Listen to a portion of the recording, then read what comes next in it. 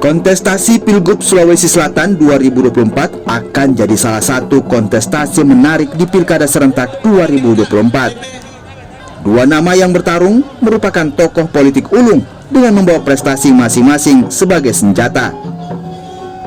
Andi Sudirman Sulaiman yang merupakan petahana berhasil meyakinkan Fatmawati sebagai pasangan bakal calon.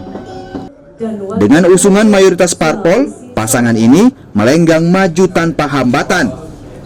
Pengalaman sebagai wakil gubernur dan juga gubernur Sulawesi Selatan periode sebelumnya, Andi Sudirman Sulaiman cukup meyakinkan dengan visi misi baru yang siap direalisasikan. Sementara sang penantang, Muhammad Ramdan Pemanto, juga politisi ulung. Dua periode sebagai wali kota Makassar diprediksi akan jadi lawan sepadan bagi petahana. Dani pun meminang ketua PKB Sulawesi Selatan, Asar Asyad, sebagai pendamping. Pertarungan visi misi keduanya akan jadi salah satu penentu siapa yang akan jadi orang nomor satu di selatan Pulau Sulawesi. Hal yang menarik dari Pilgub ini adalah dari para calon pasangan ya. Kita lihat Pak Andi Sudirman Sulaiman punya pengalaman kontestasi bersama Pak Nurdin Abdullah, lalu kemudian di tengah jalan justru mendapatkan peluang menjadi orang nomor satu Sulawesi Selatan, sehingga jangkauannya, jejaring politiknya, terutama melalui pemerintahan, itu masyarakat sudah merasakan, sudah menikmati, termasuk juga sebaliknya.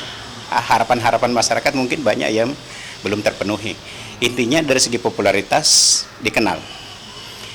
Kemudian wakilnya Ibu Fatma itu pernah menjadi anggota DPR RI, pernah di Senayan, menjadi wakil wali kota pertama perempuan di Makassar, tentu juga memiliki simpul-simpul di Makassar.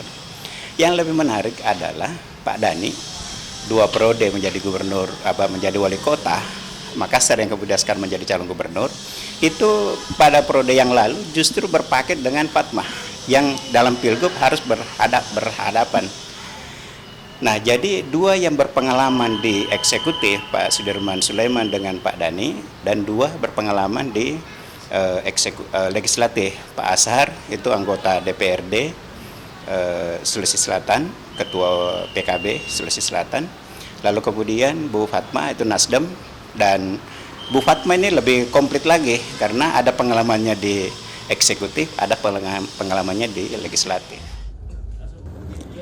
Pilgub Sulawesi Selatan 2024 bisa jadi barometer politik di Sulawesi Selatan.